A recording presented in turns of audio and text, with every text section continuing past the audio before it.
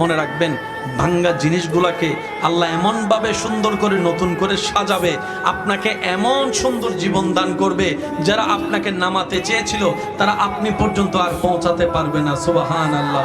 যারা আপনাকে টেনে ধরে নামাতে চেয়েছে তারা অনেক পিছনে পড়ে থাকবে, আপনি রবের রহমত নিয়ে অনেক দূরে এগিয়ে থাকবেন।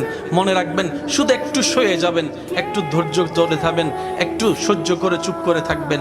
যত সইবেন তত পাইবেন, যত সইবেন তত পাইবেন। কোনো আফসোস নাই, কোনো আপত্তি নাই, কোনো হা হুতাশ নাই। রবকে শুধু এতটুকু বলবেন যখনই মন খারাপ হবে, সিজদায় মাথাটা ঝুঁকিয়ে, ইয়া রব, আমি যা পেয়েছি কোনো কিছু পাওয়ার যোগ্যতা আমার কাছেই নেই, সব তুমি দয়া করে দান করেছো, সব তুমি দয়া করে দান করেছো।